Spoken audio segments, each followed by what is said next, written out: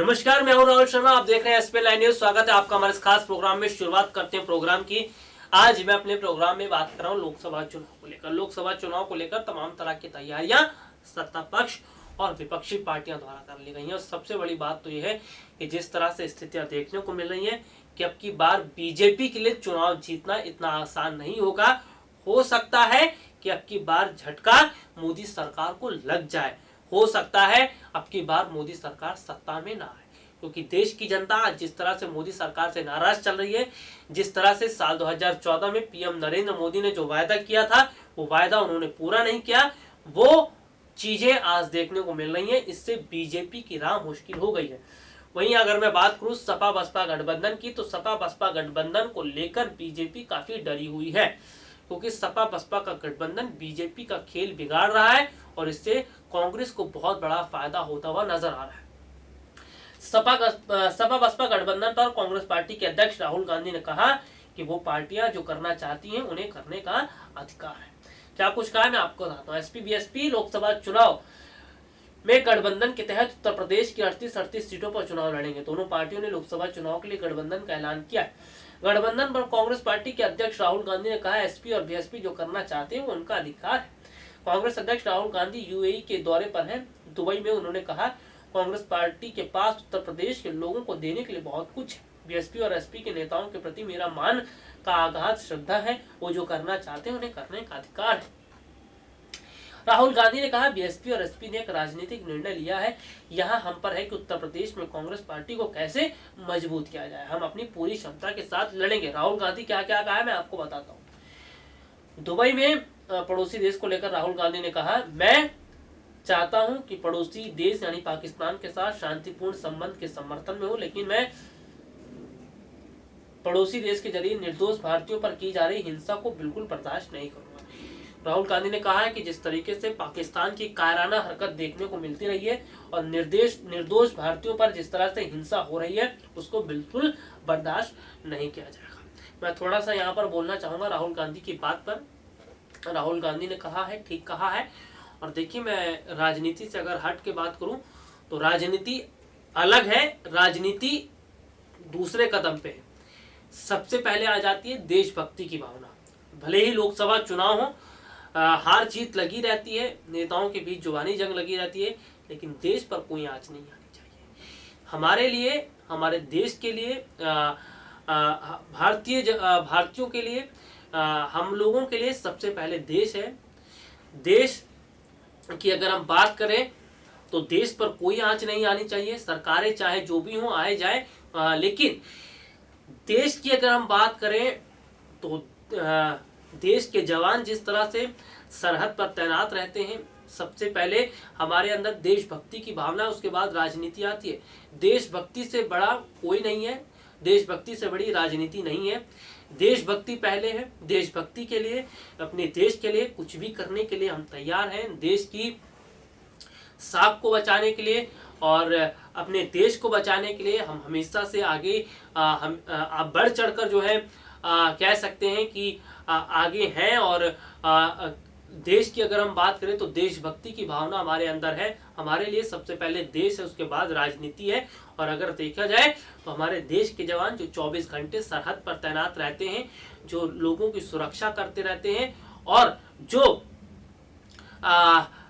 कह सकते हैं कि सर्दी, बारिश, धूप, चाहे मौसम जैसा भी हो, लेकिन उस मौसम को अपने अनुकूल ढालते हैं और उस हिसाब से वो अपनी ड्यूटी देते रहते हैं। आसान बात नहीं होती। सरहद पर जाना, 24 घंटे ड्यूटी करना, ये हर किसी के बस की बात नहीं होती।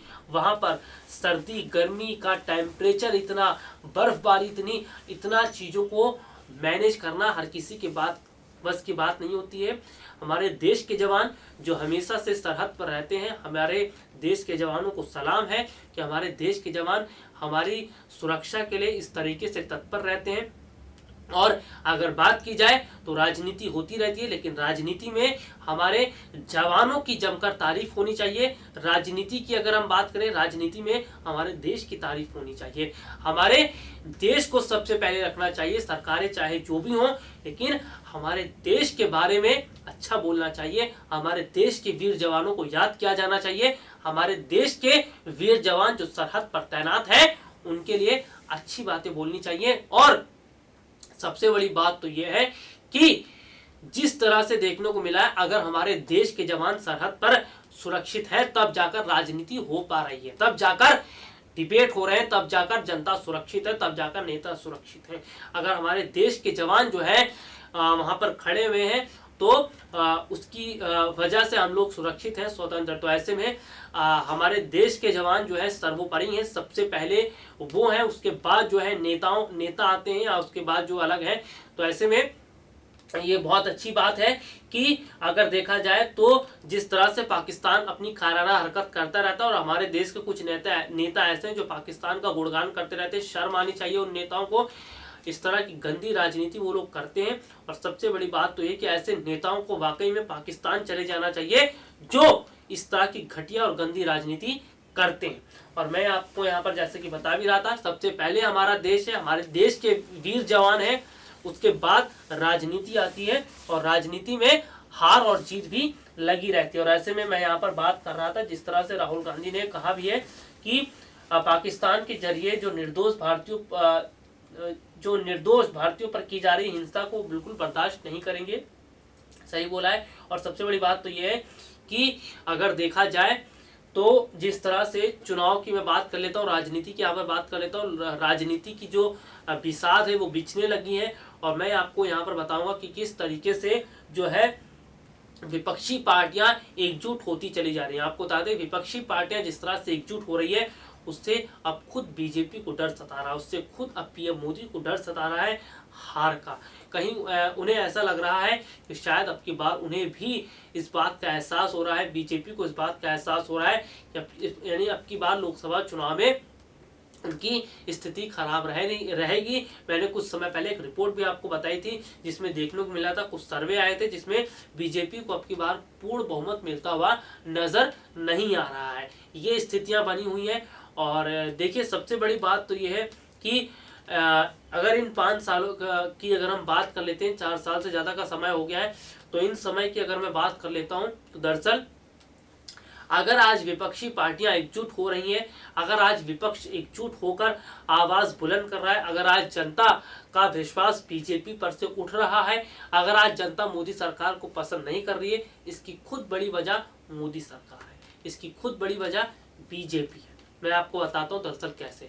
क्योंकि जिस तरह से देखने को मिला, इन 4 साल से ज़्यादा के समय में जनता के लिए कोई अच्छा काम नहीं किया गया। कुछ योजनाएं तो लागू की गई, लेकिन देश की क्या स्थिति है, अर्थव्यवस्था कैसी है, व्यापारियों का क्या व्यापार चल रहा है, व्यापारियों को कितना क्या नुकसान हो रहा है, हमारे जो देश में जो युवा लोग हैं, युवा जनरेशन के लोग हैं, उन्हें नौकरियां कितनी मिल रही हैं, कितनों को नहीं मिल पाई हैं, क्या जो है किसानों को दिक्कतें हो रही हैं। और जैसा कि व्यापार की हमने आपको बात की, और मुद्दा क्या चल रहा है, इस पर तो कभी चर्चा ही नहीं की गई, इस पर तो कभी डिबेट ही नहीं हुआ। कभी नहीं सुना गया कि डिबेट के दौरान बेरोजगारी पर बात हो रही हो, कभी नहीं सुना गया कि बेरोजगारों को ये आश्वासन दिया जा रहा हो कि परेशान मत होइए, चिंता मत करिए, सरकार है और सरकार रोजगार लाएगी और आपको रोजगार दिया जाएगा। बस रोजगार के नए आयाम तलाशे जा रहे हैं। और ऐसे में ये बात कह देने के बाद अगर कुछ समय बाद रोजगार के वाकई में नए आयाम खोले जाते, तो आज लगता कि हाँ, सरकार को अगर हमने चुना है तो सरकार हमारे लिए काम कर रही है। अगर मैं बात कर लेता हूँ युवाओं की, कभी भी ये नहीं कहा गया कि युवा परेशान ना हो, युवाओं को सरकारी पदों पर नौकरियां मिलेगी। हम सरकारी पदों पर जो है नौकरियों की जो है कह सकते हैं देख रहे हैं कि कहां पर पद खाली पड़े हुए हैं और किन पदों पर जो है नियुक्तियां की जानी चाहिए। और ऐसे में देखा जाए तो युवा वर्ग के जो लोग हैं उन्हें जो है मौका दिया जाना चाहिए आगे बढ़ने का। जिस तरह से पीएम मोदी खुद कहते हैं युवाओं को आगे बढ़ने का मौका दिया जाए, तो ऐसे में सरकारी विभागों की अगर मैं बात करूं तो सरकारी विभागों में युवाओं को नया मौका दिया जाना चाहिए। जो उम्र दराज के लोग हैं, कहीं ना कहीं उनको जो है रिटायरमेंट दे देनी चाहिए, युवाओं को बिठाना चाहिए, ताकि युवा जिस फुर्ती से काम कर सकें उस फुर्ती से वो काम नहीं कर सकेंगे। तो ऐसे में युवाओं को नए अवसर दिए जाते, युवाओं को आगे बढ़ाने के लिए कदम उठाए जाते।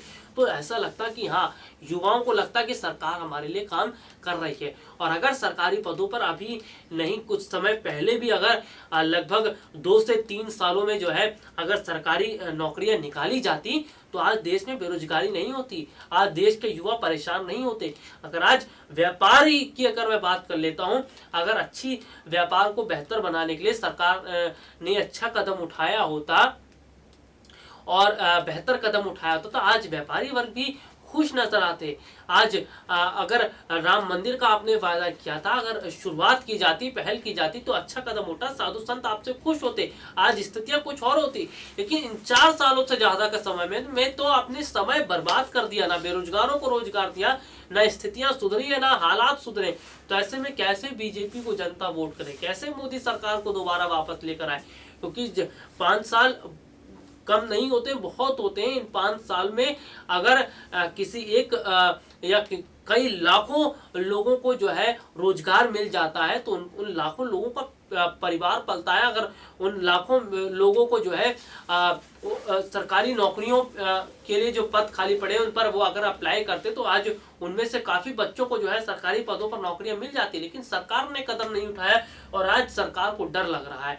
जिस तरह से पीएम मोदी ने कहा बीते दिनों पहले अधिवेशन के दौरान, बीजेपी का अधिवेशन था, कि वो जनता तय करेगी कि कैसी सरकार उन्हें चाहिए। और अब जनता को तय करना है कि क्या करना है क्या नहीं करना है। और आपको मैं बता दूं कि अब की बार जनता का मूड पलटा हुआ है। अब की बार जनता बीजेपी से नाखुश नजर आ रही है।